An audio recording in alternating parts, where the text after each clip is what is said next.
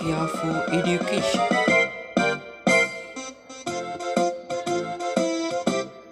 எல்லாருக்கும் வணக்கம். இன்னைக்கு உங்களோட அழகு 4 ஒரு மீட்டெல்லாம் பார்ப்போம்.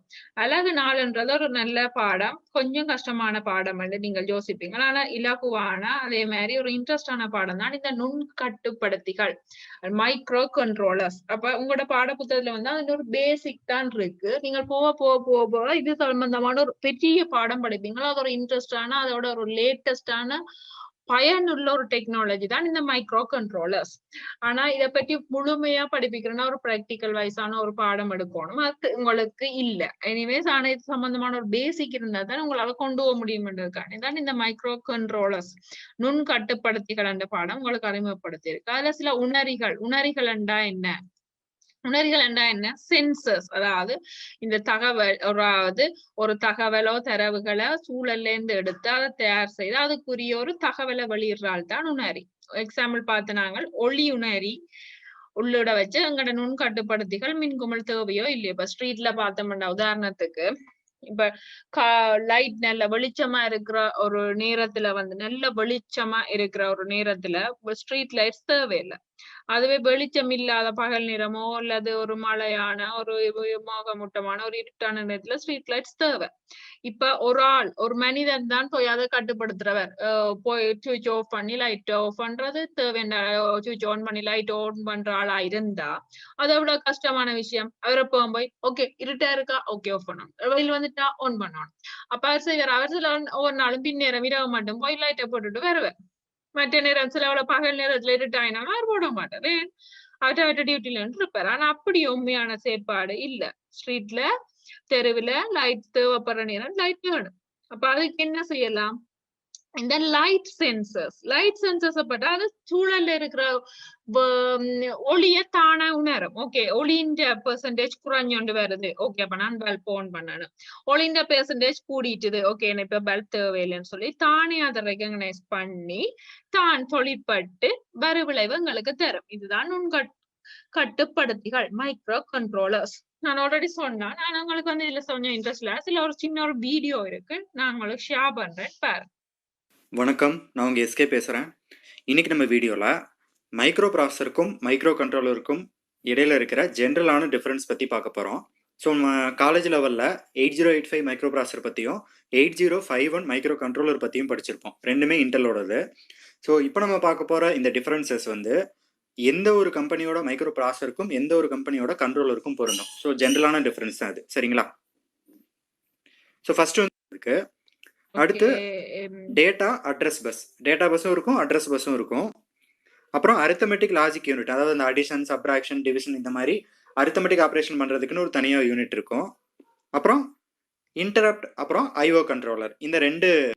Microcontroller is an integrated circuit that functions the same way as a miniature computer. You can find என்னன்னா இந்த மைக்ரோ கண்ட்ரோலர்னு சொல்றது ஒரு சின்ன ஒரு கணனி மாதிரி controllers in many household appliances such as இப்ப நாங்க எங்கட வீடுகள்லயே இந்த TV remotes, coffee makers, microwaves, ovens and more. Most modern microcontrollers, ovens and more. இப்ப அவர் சொல்லி நாம எங்கெங்கேன்னா microwaves, ovens and more. TV remote, mobile phone, அவன், காஃபி மேக்கர், இதுகள் எல்லாம் கூட நாங்கள் நீங்க கூட பாடத்துல இருக்கிற இந்த மைக்ரோ கண்ட்ரோலர்ஸ் நாங்க பயன்படுத்தி கொண்டுதான் இருக்கிறோம் என்று சொல்றாரு. Okay? Most modern microcontrollers will contain at least 3 key components. A processor core, which acts as the brain of the microcontroller.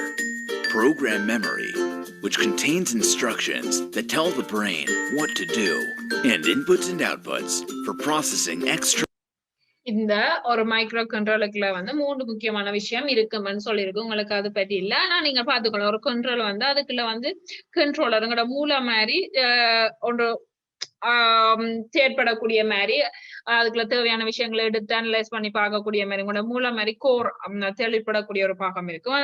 அடுத்தது கோட்ஸ் இருக்கும். அடுத்தது இன்புட் அவுட்புட், அதாவது ஒரு விஷயத்தை உள்ளுக்குள்ள எடுத்து அனலைஸ் பண்ணி தேவையான விஷயம் எல்லாம் செய்து ஒரு அவுட்புட்டை கொடுக்கணும். அப்ப இந்த 3 விஷயம் அந்த கண்ட்ரோலருக்கு உள்ள அடங்கி இருக்கும்.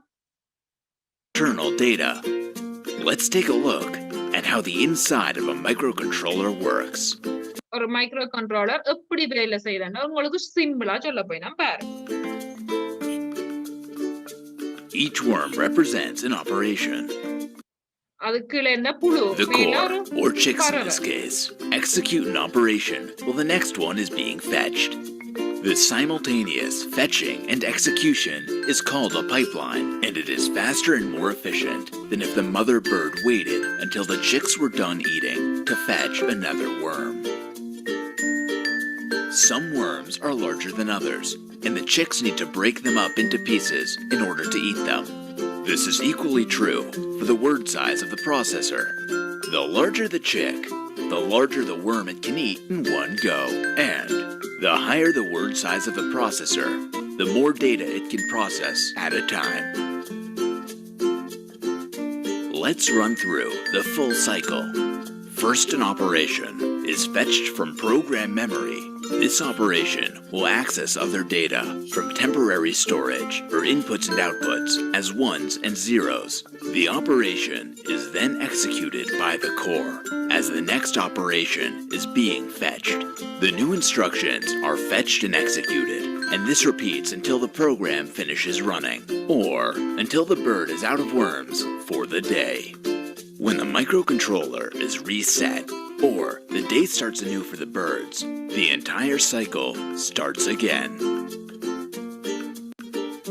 Now that we have a practical understanding of how a microcontroller works, let's take a look at what they can do.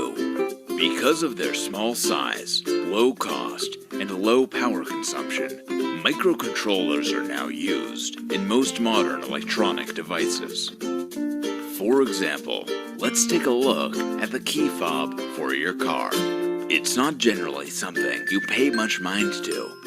You press a button and your car unlocks. But have you ever wondered how this works? A key fob, like a microcontroller, contains at least 3 key components: buttons, the microcontroller itself, and a transmitter. When a button is pressed, it generates a signal called an interrupt to the microcontroller. This causes the microcontroller to run a very specific task called an interrupt service routine, or ISR. Inside the key fob, the birds are asleep until they are woken up by the button interrupt. The ISR for the given button is then fetched and executed. The birds then go back to sleep. Okay, மிச்சம் அந்த coding side போகும், அது உங்களுக்கு தேவையில்லை. Okay,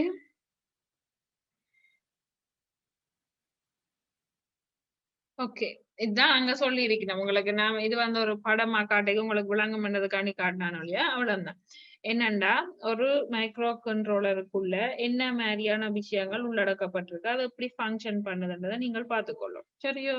இதுக்கெல்லாம் நுண்கட்டுப்படுத்திகள் சில படங்கள் பார்த்து நாங்கள் மைய முறை வழி அலகு இருக்கும். அடுத்தது நினைவகம் இருக்கும்.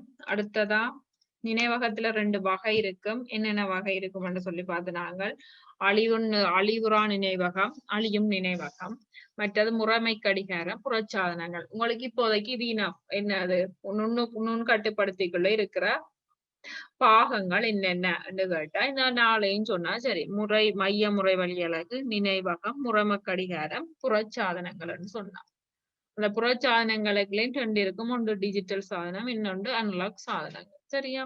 அதை தாண்டி இந்த மைக்ரோ கண்ட்ரோலர்ஸ் பயன்படுற உபகரணங்கள் அந்த வீடியோலையும் பார்த்து நாங்கள் எங்களோட மைக்ரோவேவ் ஓவன்ஸ், மற்ற washing machines, solar lamps, traffic lights, computer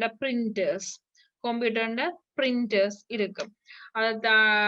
இப்ப மேல இருக்குது. மற்றது ரிமோட், எங்களோட ரிமோட்ஸ் எல்லாம், டிவி ரிமோட்ஸ், மற்ற கார் ரிமோட்ஸ் எல்லாம் தொழிற்படுறது இந்த மைக்ரோ கண்ட்ரோலர்ஸ். இந்த உணரிகளையும் கட்டுப்படுத்திகளையும் பயன்படுத்துற உபகரணங்கள் பார்த்து நாங்கள் ஒன்று சூரிய வலுவினால தொழிற்படுற மின் விளக்குகள். இப்ப சூரிய வலுவால தொழிற்படுற மின் விளக்குன்னா என்ன மாதிரி? சோலார் லேம்ப்ஸ் என்ன மாதிரி இருக்கும்? இங்க வந்து சூரிய கலங்கள் சொல்றது அந்த சோலார் சூரிய கிழமைன்னு சொன்னா அந்த சூரியன்ல இருந்து மின்சாரத்தை பயன்படுத்துறதுக்காக வச்சிருக்கிற பேட்டரிஸ் மாதிரி இருக்கும் சூரிய கிழங்கள். நுண்கட்டுப்படுத்தி ஒளி உணரி ஆகியவற்றின் மூலம் சுற்றாடல் இருண்டு கொண்டிருக்கும் போது ஒளி விளக்குகள் ஒளிரும். அதேவேளை சூரிய ஒளி இருக்கும் போது அவை ஒளிர மாட்டாது. நான் உங்களுக்கு ஏற்கனவே சொன்னது என்னன்னா அந்த மின்கலங்கள் கரண்ட பெற்றுக்கொண்டு அதாவது மின்சாரத்தை உற்பத்தி செய்து சூரிய ஒளி இருக்க அது மின் விளக்கு ஒளிர வைக்காது. அதே மாதிரி சூரிய ஒளி இல்லாத நேரம் ஒளிர வைக்கும். எவ்வளவு லாபகரமான முறைன்னு பாருங்க. அடுத்தது வாஷிங் மிஷின்ல பயனர்கள் மூலம் துணிகளை சலவை செய்வதற்கு தேவையான அறிவுறுத்தல்களை சலவை பொறியின் பொத்தான்களை பயன்படுத்தி இங்கு உள்ள நுண்கட்டுப்படுத்திக்கு வழங்கிய பின்னர் அறிவுறுத்தல்களுக்கு ஏற்ப சவலைகளில் நடைபெறும். என்ன மாதிரியா துவைக்கணும் என்ன செய்யணும்ன்ற இன்ஸ்ட்ரக்ஷனுக்கு ஏற்ற மாதிரி அது தொழிற்படும். அடுத்தது மைக்ரோவேவ் ஆனும் அதுவும் என்ன எவ்வளவு நேரத்துக்கு எந்த அளவு ஹீட்ல இருக்கணும் சொல்லி நாங்கள் செட் பண்ணினா அந்த அளவு நேரத்துக்கு அந்த அளவு ஹீட் அது கொடுத்து அந்த அளவு நேரமும் அந்த அளவு வெப்பம் வந்தோடனே என்ன செய்யும் தன்னை பாடல ஆஃப் ஆகும். சரியா? மற்றது SBC SCC பார்த்து நாங்கள் மற்றது மைக்ரோ கண்ட்ரோலர் பேஸ் பண்ணி வச்சிருக்கிற சில கிட்ஸ் நுண் கட்டுப்படுத்திகளை பயன்படுத்துற கருவி தொகுதிகள் ஒன்று மைக்ரோபிட் ஓடினோ ராஸ்பெரி பை பார்த்துனாங்க. இது தொடர்பான விவரங்களை இங்க பார்க்கலாம். அப்ப நாங்கள் ஒரு தடவை முதல் தரம் பார்க்க நாங்கள் இங்க போய் விசிட் பண்ணி பார்க்கல. இங்க நாங்கள் இப்போ ஒருக்கா விசிட் பண்ணி பார்ப்போம். இதுக்கு www.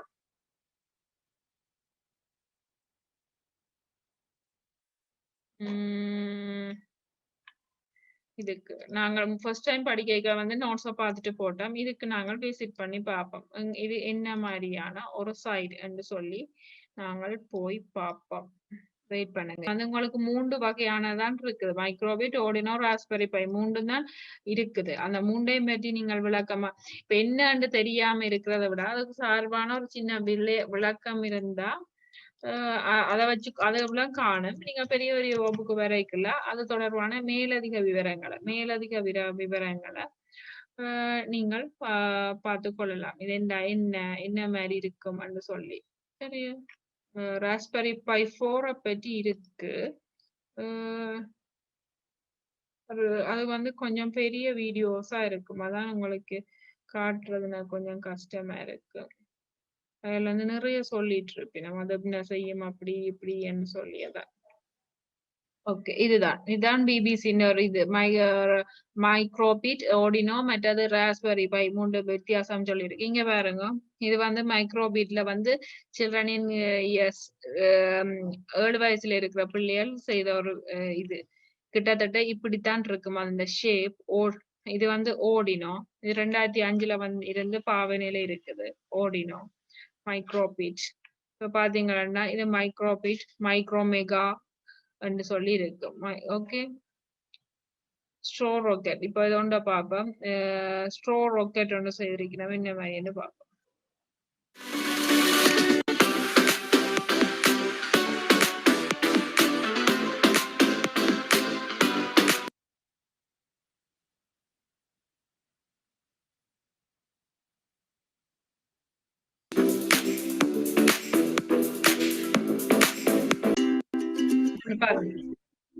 மைக்ரோபிட்ல இருந்து ஒரு சின்ன பேபி ஷார்க், அதாவது சின்ன ஒரு ஷார்க் ஒன்று செய்திருக்கிறோம் பார்ப்போமா. அதுல மைக்ரோபிட்டை பிக்ஸ் பண்ண போயிடும். நிறைய பேர் என்ன கேட்டீங்கன்னா என்ன விளையாங்க இல்லைன்னு கேட்டீங்க. ஜஸ்ட் சும்மா இமேஜின் பண்ணி பாருங்க. உங்களோட ஒரு விளையாட்டு ஜாமான் நினைச்சு பாருங்க. நீங்கள் வீட்டுல சும்மா இருக்க சுமார் ஐட்டம் செய்து பார்ப்பீங்களே, அதே மாதிரி தான் நாங்கள் சும்மா பேட்டரி மோட்டர்ஸ் அதெல்லாம் வச்சு செய்வோமே. அதே மாதிரி வேற என்ன இந்த மைக்ரோபிட்டை வச்சு செய்து வாங்கிடும்.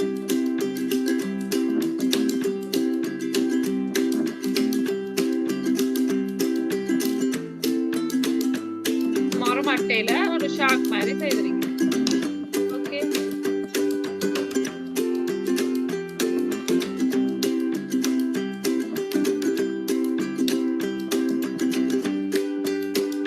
ஓகே, இப்ப அதை என்ன எங்கட கணனியோட அதை நினைச்சிட்டு மைக்ரோபிட் சைடுக்கு போயிடும். ஓகே,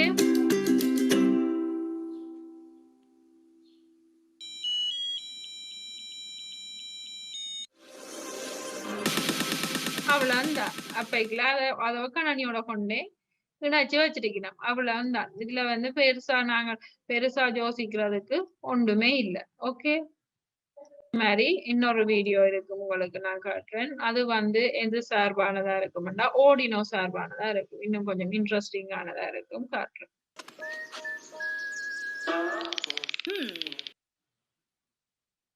வெயிட் பண்ணும். Now that's a twisty. Okay, இது வந்து Hi, today I'm ஓடினோ. going to show you two simple Arduino projects anyone can try at home.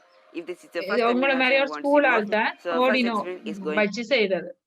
LED distance indicator, எல்இடியை வச்சு டிஸ்டன்ஸ 7 1 என்னன்னு kilo பாக்குறேன் resistors சொல்லி கண்டுபிடிக்கிறார். சரியா?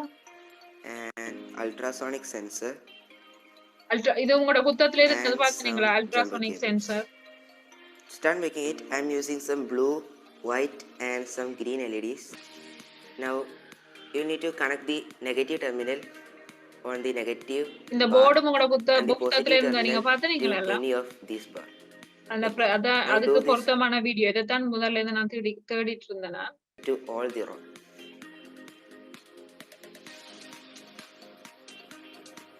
Now you can see I have finished putting the LEDs. Now the next step is to put your resistors. Now I'll show you. Now bend resistor like that and put one of the end to this row. Make sure it is aligned with the LED and the other side to this row. உங்களோட புத்தகத்துல இதெல்லாம் Now எது do this to minus all எது rows. Plus என்று சொல்லி விவரமா போட்டிருக்கணும் என்ன படத்தோட. அப்ப உங்களுக்கு இது ஈஸியா விளங்கும். Now you have finished putting the resistors. See, now the next step is to put the ultrasonic sensor ultrasonic beside the sensor உங்களோட புத்தகத்துல resistors. விளங்கப்படுத்திக்கணும். Make sure என்னதை not to வச்சு put in front of the வௌவால் எப்படி resistors பறக்கிறதுன்றதை வச்சு like that. விளங்கப்படுத்திருக்கணும். Now take your jumper cables and start connecting. Now this is for the ultrasonic sensor. Now take each jumper cable and put it in front of the resistors like that. One, like that. See, now I have put all the jumper cables in front of the resistors. Now after doing all that, next step is to connect your negative wire. That's the negative of the LEDs. Now take your Arduino Uno. இதான் Arduino. Okay, Connect the VCC to 5 volt. உங்களுக்கு தெரியும் எது 5 volt board, எது GND எல்லாம் தெரியும் உங்களுக்கு. To the ஏண்டா ground as well. படம் இருக்குது உங்களோட Now connect புத்தகத்துல. your trigger pin to 11 and echo pin to 12. Now connect all your LED wires starting from 2 to 8.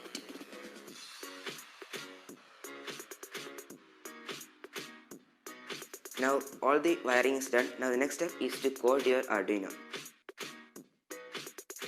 இவ்வளவு தான். இனிமே என்ன செய்யணும், இதை நீங்கள் கொண்டு எங்களோட கணனியோட இணைப்பீங்க. So this is USB the code port for the Arduino இணைச்சிட்டு project. அதுக்கு பிறகு coding Sometimes part. you can see இந்த there's coding a part new வந்து pin உங்களுக்கு தேவையில்லை and இப்போதைக்கு. sometimes எப்ப உங்களுக்கு that is தேவைன்னு 17 சொன்னா because the first LED அப்புறம் I தான் have given the தேவைப்படும். code is 25 cm.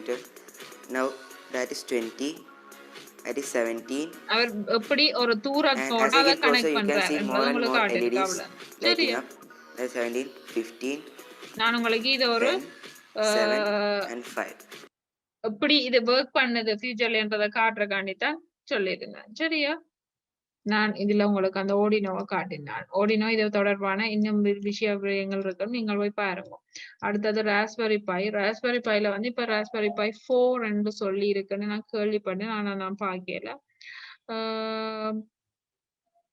அது என்ன மாதிரி இருக்குமான்னு சொல்லி உங்களுக்கு காட்டுறேன்.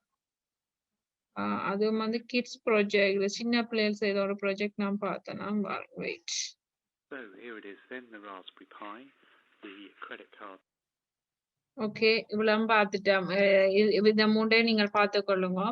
மற்றது ஒரு மைக்ரோபிட் எப்படி இணைக்கிறதுன்னு சொல்லி இப்ப வீடியோல வந்தது சேம். நான் முதலையும் உங்களுக்கு சொல்லி இருக்கிறேன். அதாவது USB கேபிளை வச்சு மைக்ரோபிட் எப்படி இணைக்கப்பட்டதுன்னு இப்ப வீடியோல நீங்கள் பார்த்துட்டீங்க. அதை தொடர்ந்து அது ஓடினோ எப்படி இருக்குமென்னு பார்த்த நீங்கள் அதுல அவர் என்ன மாதிரி கனெக்ட் பண்ணினவர் ஒரு பக்கத்துல வந்து பார்த்த நீங்கள். இதை விட உங்களுக்கு எக்ஸ்ட்ராவா இதை பற்றி உங்களுக்கு நாலேஜ் வேணும்னா நீங்கள் எக்ஸ்ட்ரா வீடியோஸ் பார்க்கலாம். அதுல போய் நிறைய வீடியோஸ் இருக்கு. நான் உங்களுக்கு பேசிக் சொன்னேன். அதை விட ஓடினோல 4 வகை இருக்குது. ஒன்று ஓடினோண்ட யூனோ, மெகா, நானோ, மைக்ரோன்னு வகைகள் இருக்குது. அடுத்தது இந்த போர்ட் பார்த்த நீங்கள் இதுதான் பிரெட் போர்டுன்னு சொல்லி இதுலதான் எல்லா நுண்காட்டுப்படுத்திகள் அவற்ற எல்இடி பல்ப் ரெஜிஸ்டர்ஸ் எல்லாத்தையும் சரியான முடிவிடங்கள் நினைச்சவர் என்ன மைனஸ் எங்க பிளஸ் எங்கன்னு பார்த்து நினைச்சு அதோட ஒரு அல்ட்ரா சவுண்ட் இண்டிகேட்டரையும் சேர்த்து நினைச்சு கண்டுபிடிச்சிருப்ப இதையும் பார்த்து நீங்கள் இந்த மாதிரி நினைக்கிறான்னு சொல்லி. அடுத்தது உணரிகள் மற்றது எல்இடிஸ். உணரிகள்ன்றது சென்சர்ஸ் வந்து 2 வகையா இருக்கு. மற்றது பிஐஆர் மற்றது ultra wave sensors. Ultra wave sensors பார்த்து காட்டினான் உங்களுக்கு இப்படி இருக்குமே. அல்ட்ரா வேவ் சென்சர்ஸ் இப்ப அவர் பயன்படுத்தினார். அதாவது இந்த அல்ட்ரா வேவ் சென்சர் தான் இந்த எங்களோட டிராபிக்ல இருக்கிறாங்க போலீஸ் எல்லாம் பாவிப்பினவை இந்த சவுண்ட்ல இந்த ஸ்பீட்ல வாரினம்னு சொல்லி ஐடென்டிஃபை பண்றதுக்கெல்லாம் இந்த ultrasound wave sensors ultrasonic wave sensors பயன்படுத்தப்படுது. மற்றது பிஐஆர். இந்த பிஐஆர் வந்து passive infrared sensors. ஓகே, அது உங்களுக்கு நான் காட்டல, அதையும் காட்டிட்டு மிச்சம். PIR sensor for detecting motion. First, let's explain the working principle. The module actually consists of a pyro emits heat energy in a form of infrared radiation. That's where the name of the sensor comes from, a passive infrared sensor. And the term passive means that the sensor is not using any energy for detecting purposes. It just works by detecting the energy given off by the other objects. The module also consists of a specially designed cover named Fresnel lens, which focuses the infrared signals onto the pyroelectric sensor. Okay, now let's connect the module to the Arduino board. The module has 3 pins, a ground and a VCC for powering the module and a okay, பாத்தீங்களானே அது எங்க பயன்படுத்தா பொதுவா அந்த ஒரு மனிதர்ல இருந்து வர ரேஸ வச்சு அவர்கள் அந்த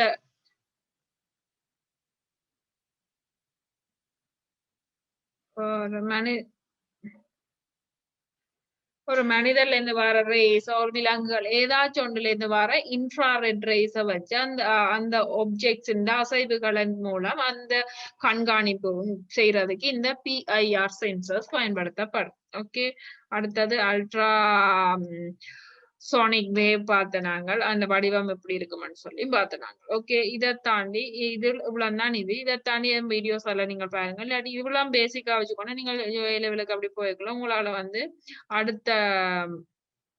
அடுத்த லெவல் படிக்கிறதுக்கு இந்த பேசிக்ஸ் இருந்தா உங்களுக்கு ஈஸியா இருக்கும். அதுக்கானதான் இந்த பாடம். அதை விட எங்களோட கேஃப் எஜுகேஷனால இது தொடர்பான ஒரு கம்ப்ளீட்டான பாடம் ஃபுல்லா இதுக்கண்ட ஒரு பாடம் அவர் செய்ய போயிடும். ஓகே, பாய் பாய். டியர் ஸ்டூடெண்ட்ஸ், தொடர்ந்தும் கேஃபோ எஜுகேஷன் மூலமாக நடாத்தப்படும் வகுப்புகளில் கலந்து கொள்ள இந்த சேனலை சப்ஸ்கிரைப் பண்ணுங்கள், பெல் பட்டனை கிளிக் பண்ணுங்கள்.